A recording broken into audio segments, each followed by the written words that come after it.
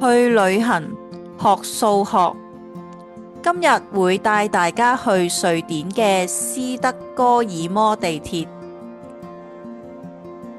斯德哥爾摩地鐵係世界上最長嘅藝術展覽，地鐵總長度係超過110公里嘅，佢有100多個車站，大約有90個藝術裝置，藝術形式亦都非常之廣泛，包括有雕塑、壁畫、馬賽克、裝置藝術、浮雕、燈光藝術等等。參與嘅藝術家亦都超過150位，將一條地底嘅世界變成巨大嘅美術館。而家我哋去到皇家理工學院站，咁你會見到喺牆上面有一個嘅立體圖形。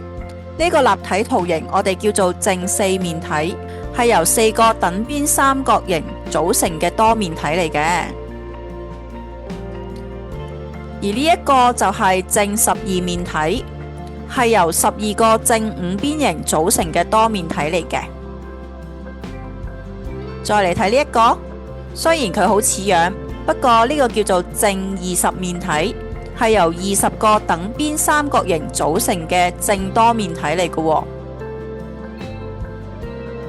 之後我哋嚟到西森林站啦，喺呢個站度我哋會見到好多瓷磚砌成嘅軸對稱圖形嘅，好似呢一張相咁。咁呢一個呢，就係呢一個圖形嘅對稱軸咯。我哋再睇另外一張相，咁知唔知佢嘅對稱軸喺邊度呢？冇錯啦，就喺呢度啦。再睇另外一個作品，佢嘅對稱軸喺邊度呢？冇錯啦，就喺呢度啦。其實呢個作品唔只得一條對稱軸㗎，你哋仲揾到其他嘅對稱軸呢？而呢個作品雖然中間唔係軸對稱圖形，不過佢嘅構圖呢係軸對稱㗎。然後我哋嚟到索爾納海灘站，咁你會發現呢度有好多正方體，好似埋咗喺地下同埋喺埲牆度嘅。咁乜嘢叫正方體呢？就係由6個正方形組成嘅正多面體，我哋就會叫做正方體啦。咁近啲望，原來每個正方體上面都有唔同嘅雲嘅喎。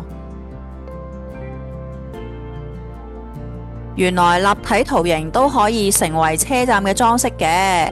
如果大家有機會去到瑞典，不妨去參觀下斯德哥爾摩嘅地鐵啦。